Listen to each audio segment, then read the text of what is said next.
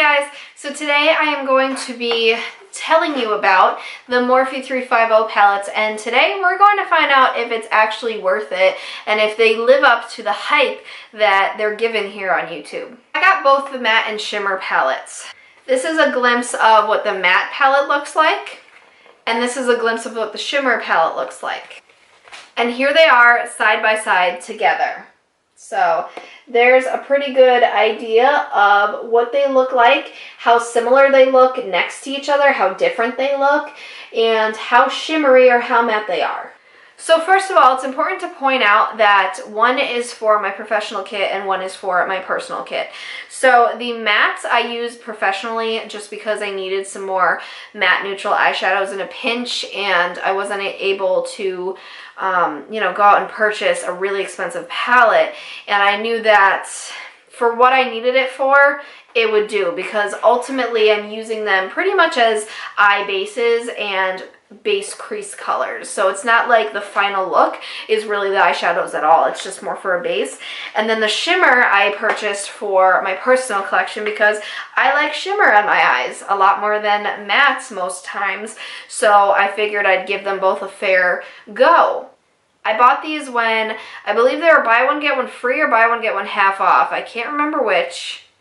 Or if they're both 50% off, some sale like that. In addition, I used Jaclyn Hill's coupon code because a lot of the gurus here on YouTube that are huge and they are affiliated with Morphe, they have codes for, I believe it's 15% off or 10% off. It's not a huge amount, but it's still something. So I'm just glad that I got these for a discount because I'm a bargain shopper. So first, let's talk about the matte one. So the matte is kind of the OG. It's the original. It's the big one that's hyped up most times. It's the one that everybody talks about. And I mean, it should be because mattes are safer. Mattes are easier to work with. Mattes are better for people who have not yet gotten out of their comfort zone or don't want to explore, or they just really, really like mattes. So this is where it all started. So I was excited because Jaclyn, I really love watching her videos. I've gotten into her videos really a lot in the last year. I never really watched her before that, honestly. I have other people that I preferred watching before her, but now I really enjoy her videos. I enjoy her personality. So I was trusting her opinion on it and hoping that it was unbiased just because she is an affiliate of Morphe. So I took the plunge, and the matte one, I gotta say, it has a lot of great colors when it comes to creases and darker colors. What I'm not so excited about are the shade ranges of light colors. So if you look at it, this is a pretty dark palette. Overall, it's like this much are all dark browns. They're all a variety of dark browns. Then you have like these couple rows over here that are kind of a reddish, orangey, coppery type of look, and then you have like these three up here that are very light.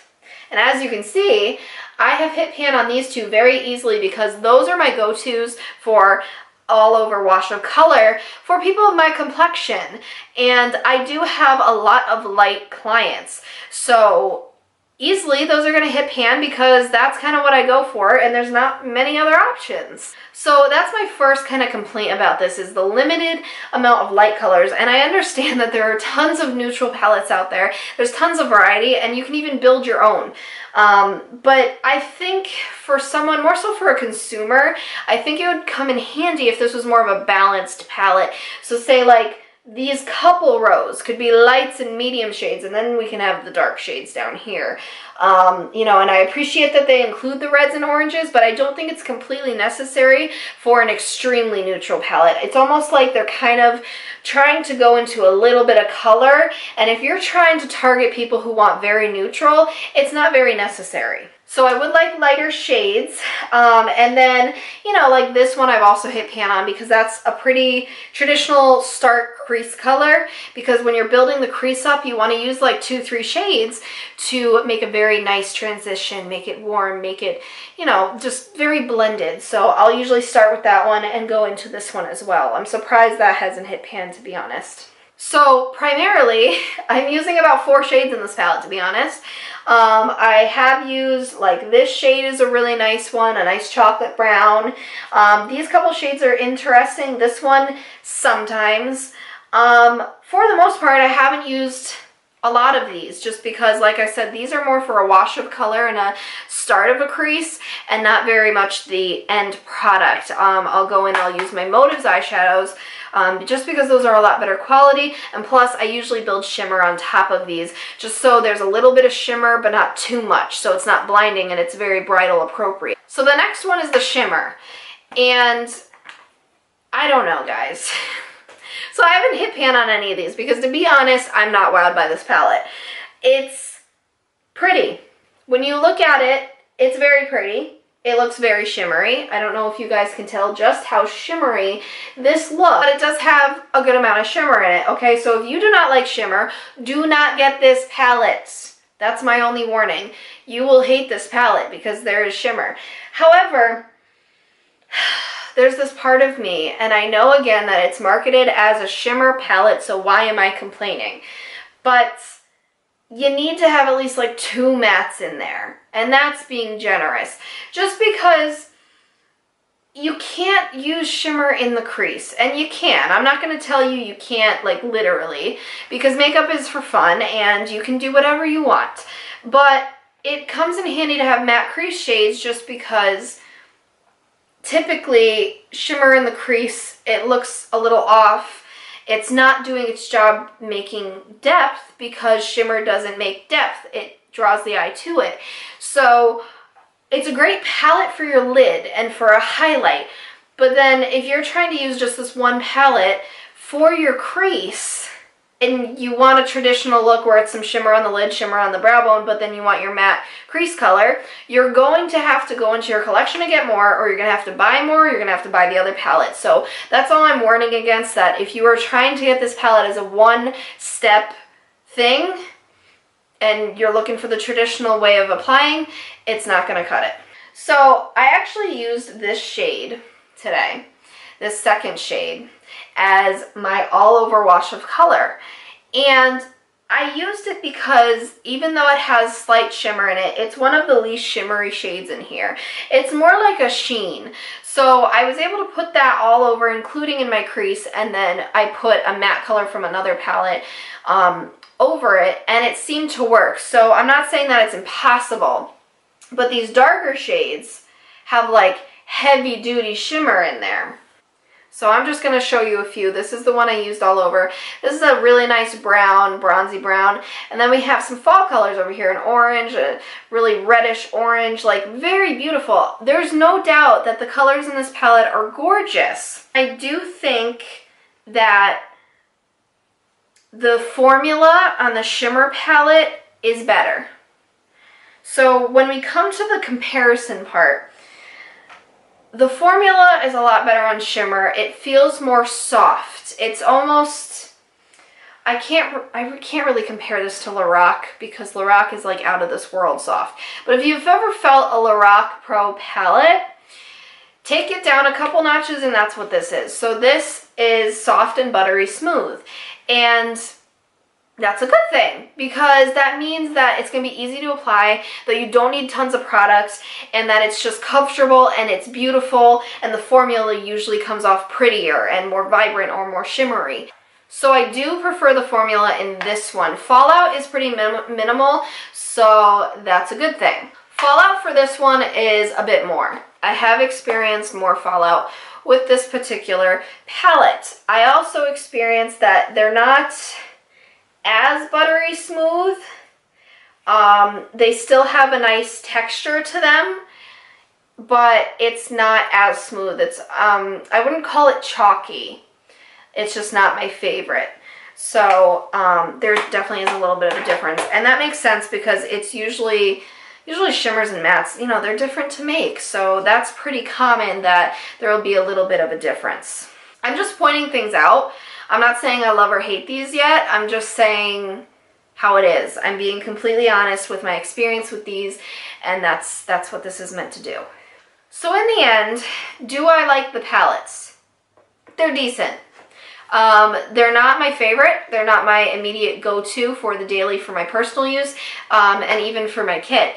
It's just, they're there to add a little something extra. They're there to play with, experiment with, and maybe a shade or two will come in handy. Do I use these palettes as a one-stop shop? No. Even the matte palette.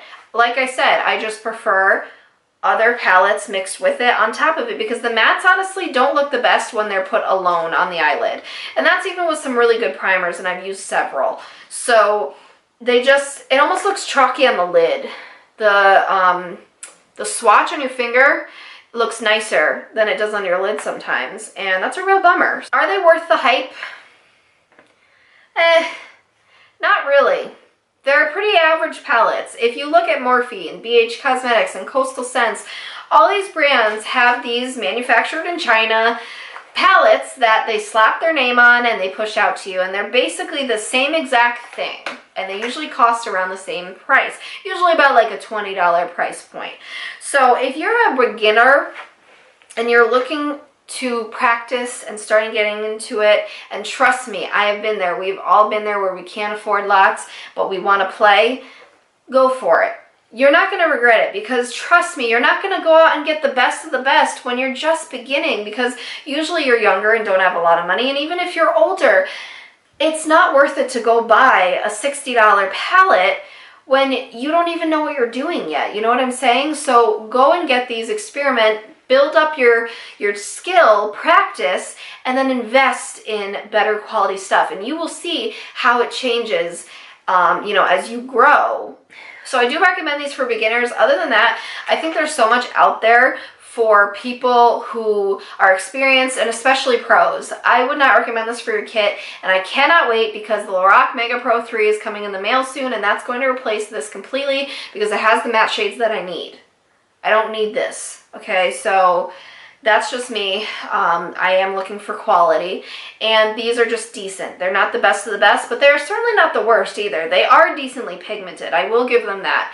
The pigment is there, so I do appreciate that. I'm just saying that I don't think it's worth the hype, and there's better out there.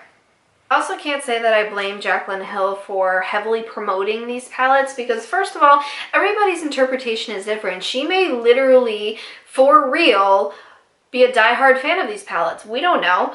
But even if she's not, she's an affiliate. She makes good money off Morphe, I'm sure, because she's a huge following, and she, has been one of the first to work with them. I think the first, actually. And that's a big deal. And hey, go get your money. I'm not judging you, because we've all been there. We've all tried some kind of deal where we make easy money, or we, sell something, or we try something, and, whatever. Do what you're going to do. That doesn't affect me. I'm happy for you. So it's not like I'm mad at her for heavily promoting these, and then I tried it, and then it just didn't work the way I wanted it to, because again, it's very subjective. We're all different.